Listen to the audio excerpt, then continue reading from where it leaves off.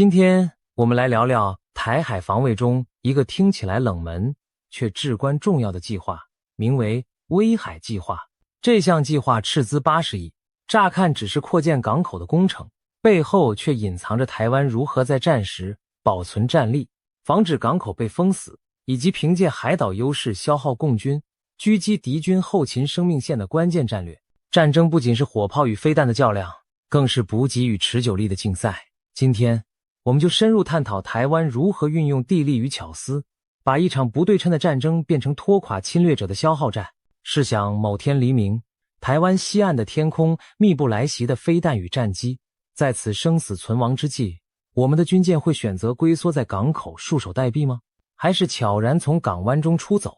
奔向广阔的大海寻找生机？答案当然是后者。所谓威海计划，正是为了让海军能在战时迅速撤出台湾本岛西岸的港口，投入远海机动任务，以保存实力，不让共军一开始就把我们的海上力量一网打尽。这个计划代号听起来像中国的地名威海，其实是我国海军早在2006年就启动的一项大型军事建设，全称是左营军港第二港口扩建工程。简单说，海军要在高雄左营基地原有军港的北侧新开辟一座港区，挖出第二条进出海港的航道，增加更多舰艇泊位和完善的岸边支援设施。为什么需要多此一举再盖一个港口？道理其实很简单，现有的左营军港只有一条出入口航道，万一战时这唯一的门户被敌人封锁了，我们整个舰队就会像困在瓶口的昆虫，再强大的军舰也无法出海作战。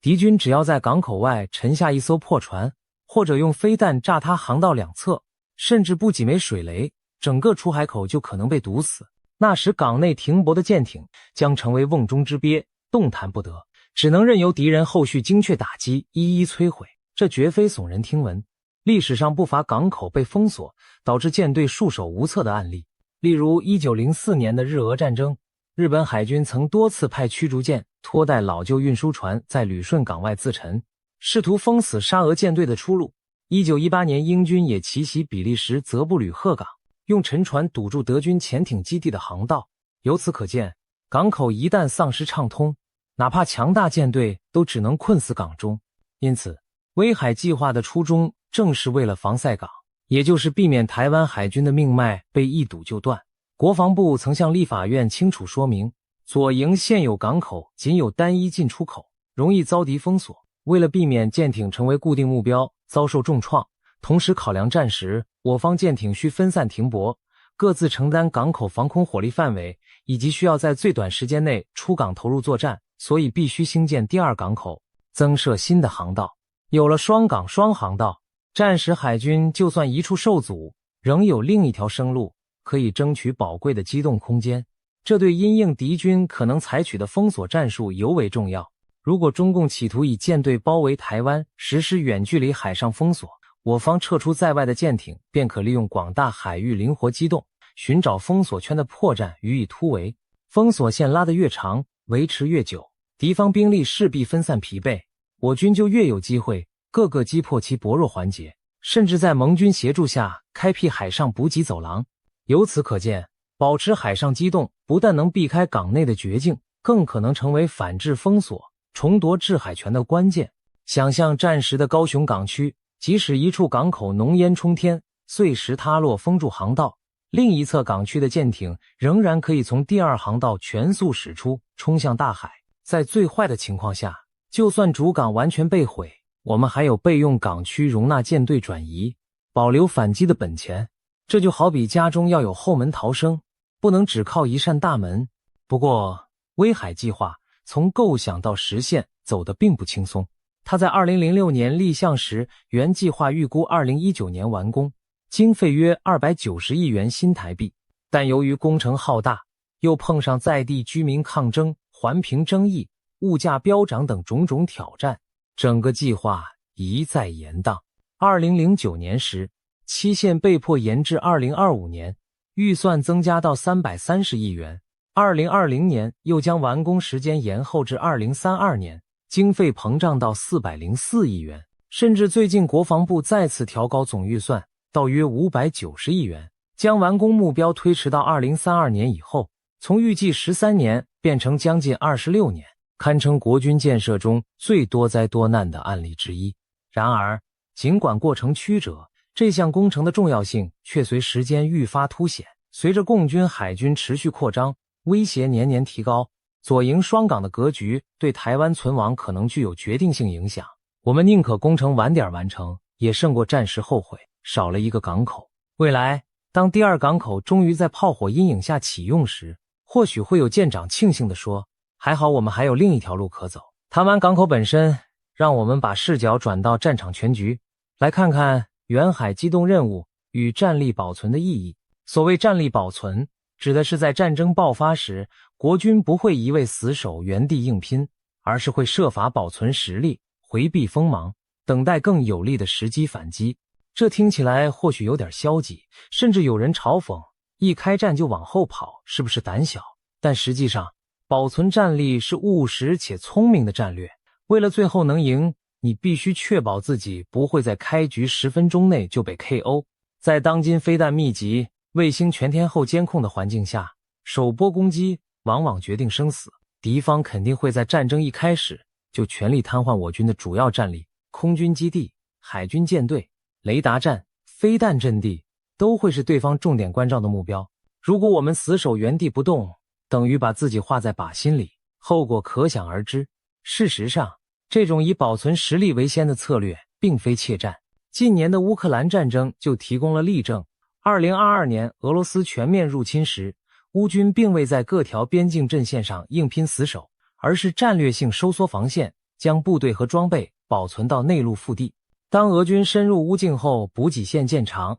攻势受阻，乌克兰军队随即抓准时机展开反击，成功保卫了首都基辅。可见，懂得暂避其锋，保存实力，正是为了日后有本钱反攻取胜。一旦中共武力犯台迹象明确，国军就会启动各项战力保存措施，将宝贵的主力单位移到相对安全的地点。远海机动任务指的正是海军舰队的战略转进，平时驻扎在台湾西部港口的舰艇会在第一时间紧急出港，向东部外海机动，前往西太平洋预先选定的海域待机。同时，空军的战斗机也会撤离易受攻击的西部基地，飞往花莲的嘉山地下机库、台东石子山基地等加固掩体藏身。这种向后退却一步的保存行动，其实是为了日后能向前踏出2步。只要我方主要海空战力在第一波打击中幸存，战争就还没结束。相反的，如果一开始就被斩首殆尽，后面再英勇奋战也无济于事。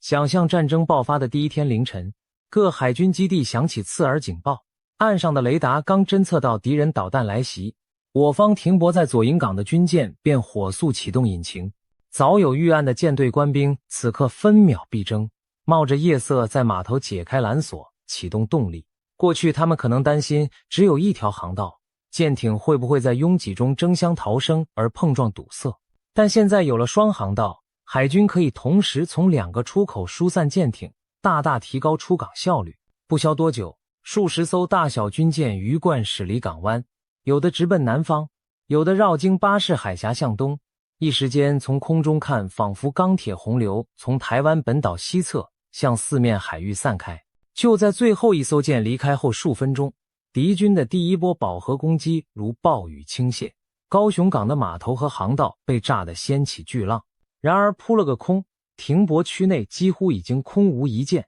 敌人炸毁的只是混凝土和空泊位。我舰队虽然失去了港口依托，却成功避开了毁灭性的首次打击，完整保全了实力。当然，逃出港只是漫长抗战的开端，接下来这支远海机动的舰队将何去何从？他们并非一味远远逃开战场，而是转进到战略纵深，伺机反击。台湾本身四面环海，东侧紧邻浩瀚的太平洋，正提供了绝佳的迂回空间。平时我们习惯把防线想在本岛附近，但其实向东多退后几百公里，反而能换取更大的生存缝隙和机动范围。这就像武林高手对决，技巧高明者往往以退为进，先拉开距离，再找机会出招。台湾海军跑到西太平洋上，不是为战逃跑，而是为了把战场拉长拉宽，让共军无法轻易掌握我方动向。但远海机动也面临一个问题，昔日我们以为台湾东部海域相对安全，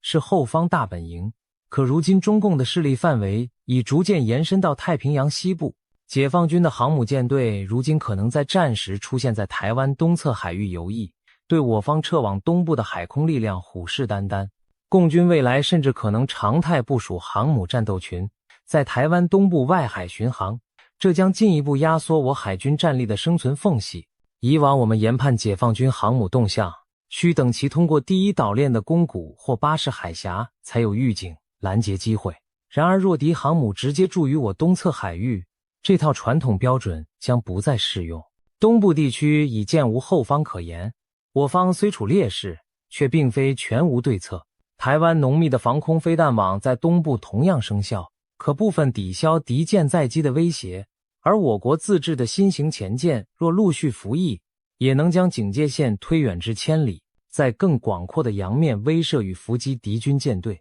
总之，我海军在远海仍需小心隐蔽行踪，善用广阔海域闪避敌军巡弋，并利用夜暗和气象掩护自己。远洋上没有港口遮蔽，但也没有地形限制，你可以向任何方向机动，让追踪你的人疲于奔命。事实上，浩瀚的大海本身就是最好的掩体。茫茫波涛中，敌人的雷达与卫星得花更大功夫才能辨识哪里藏着我方的军舰。接下来，重头戏来了。成功保存下来的我海军战力，在远海上究竟要如何消耗共军，狙击后勤呢？答案就在于，我们将发挥一切不对称战法，专挑敌人的命门下手。而这个命门正是他们跨海进攻最脆弱也最致命的环节——后勤补给线。常言道，兵马未动，粮草先行。入侵台湾的解放军再强，也得解决兵源、武器如何渡海和持续供应的难题。台海之隔约160公里，别看地图上一指宽，对于数万大军登陆而言，却是生死抉择的天堑。他们不只要成功登上海岸，还得源源不断把人员装备运过来，并且在登陆后每天送去大量弹药、燃料、食物，才能维持战斗力。这条从对岸港口延伸到台湾滩头的补给生命线一旦被切断，前线部队很快就会因弹尽粮绝而崩溃。对共军来说更是如此，他们横越台海本已冒险，如果补给船只大量损失，就算前线士兵再勇猛也无米之炊。更何况台湾早在战前就会布下大量水雷，封锁登陆海域、重要港湾，让对方运补船只寸步难行。可以说，台湾本岛将变成一座巨大的孤堡，如果敌人无法源源不绝地注入增援，最后只会如撞壁之卵。前些日子有美国智库推演过台海战争，结论之一就是，只要中共无法在战争头10天内占领台湾的重要港口，他们的2栖攻势基本会走向失败。即使侥幸夺下一座港口，但我方持续以飞弹炸毁港区设施，让它无法使用，那敌军同样会因补给不济而被迫终止进攻。推演中，共军有部分部队上了岸，因为补给线被切断，14天后弹尽援绝，只能选择投降。可见，真正决定战争胜负的，往往不是正面战场一城一地的得失，而是幕后那条脆弱的后勤血脉。那么台湾手中有哪些王牌可以用来狙击共军的后勤生命线呢？首先是各型反舰飞弹的饱和攻击，台湾研制的雄风2型、雄风3型飞弹，以及从美国获得的鱼叉飞弹，都可以由机动发射车从沿海或山区公路发射。其中，雄风3型飞弹因高速与威力强大，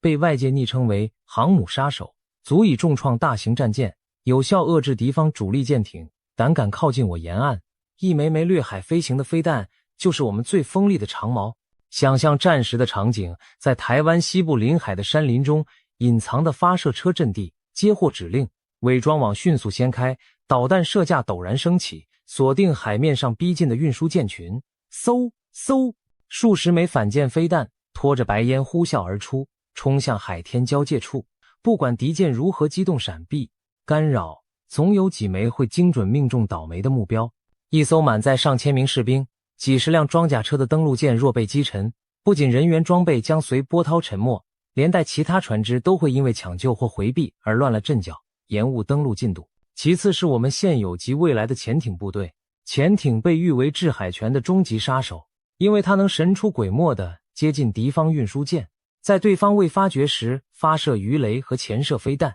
一枚现代重型鱼雷若击中运输舰舰腹，足以把几千吨的钢铁巨兽撕成两半。台湾目前虽仅有2艘老旧的海龙级潜艇，但国人自制的新型海鲲级潜舰即将加入战力。一旦这些新潜艇服役，我方在台海和西太平洋的水下伏击能力将大为提升。想象一下，共军的运补船团每次出航都得胆战心惊，深不可测的台湾东部海域是否正有几条幽灵般的海鲲潜伏？运气不好，也许刚出港没多久，轰的一声巨响，前方运输舰队的核心船只便已爆成2截，沉入大海，其余船只不是被迫救援，就是四散逃命。如此几次打击下来，敌军还谈何顺利运输后勤？而这正是一支弱势海军以牙还牙的典型打法。我或许没有远洋舰队去决战歼灭你的航母战斗群，但我可以专挑软肋打，比如你毫无掩护的补给船。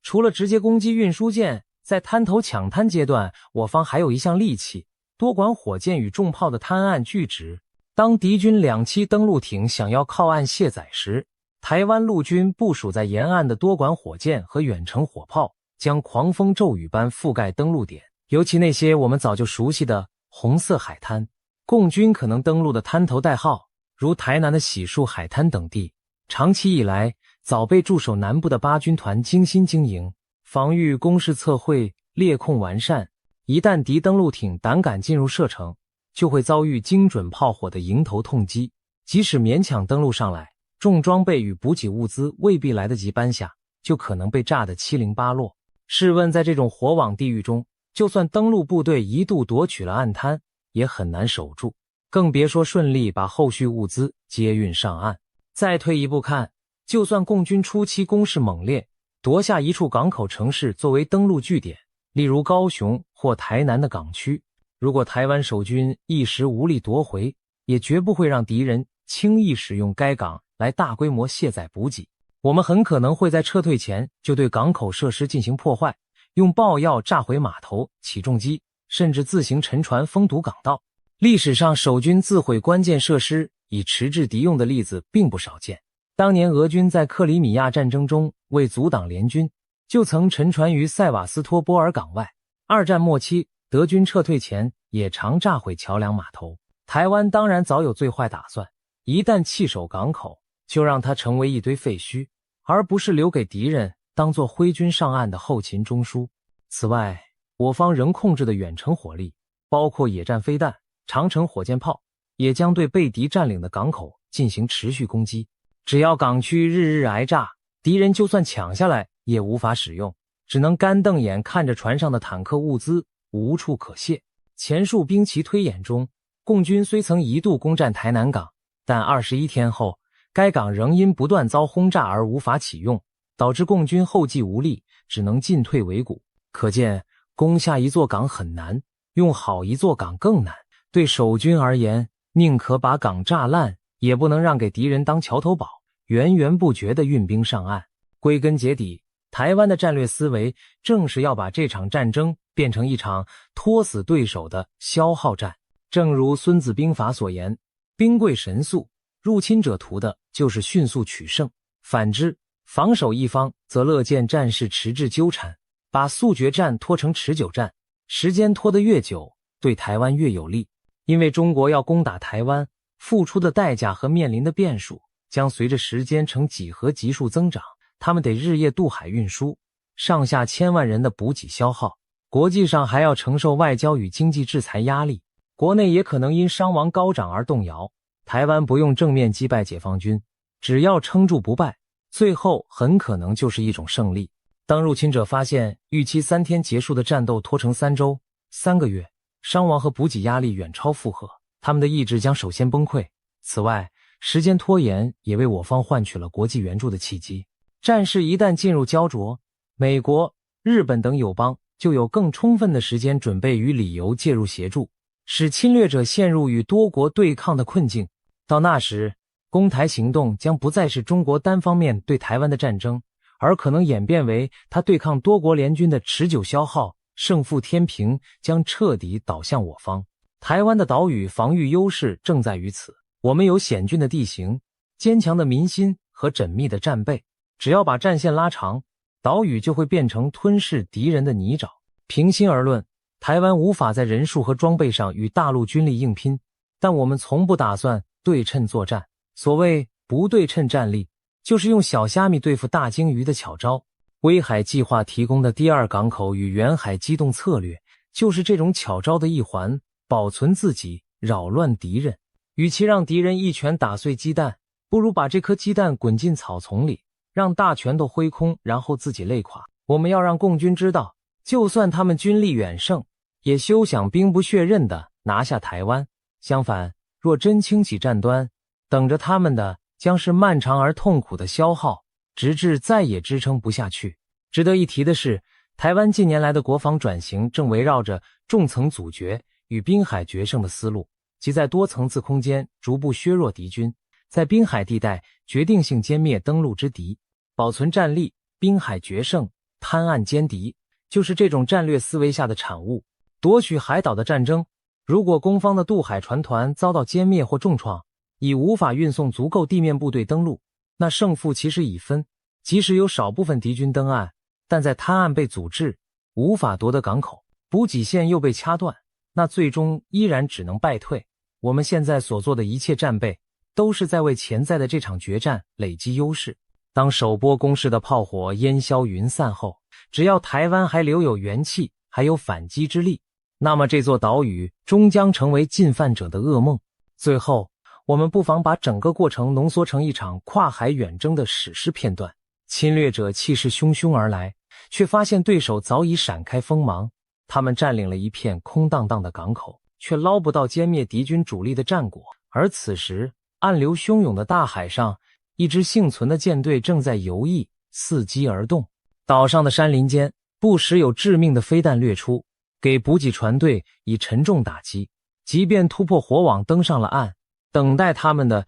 也是四面伏击与弹雨阻击，每前进一步都要付出代价。日复一日，后方援军迟迟不来，粮弹日渐枯竭，进攻之锋锐终于耗顿。一开始轰隆作响的战鼓渐渐变成疲惫的拉锯，而台湾这座不屈的岛屿仍屹立在波涛之中。或许正如许多军事专家所言，最好的下阻就是让对手看清楚，攻击台湾将陷入一场他无法承受的噩梦般的消耗战。而威海计划、远海机动、战力保存等等努力正在编织这个噩梦的每一个细节。当这个梦魇足够真实，对方也就不敢轻启战端了。总而言之，威海计划耗费巨资打造的并非只是港口设施，更是一份战略保险。它象征着台湾在绝境中求生存的智慧，能以多一条出路换取整支舰队的生机，以空间换取时间，在弱势中寻求转机。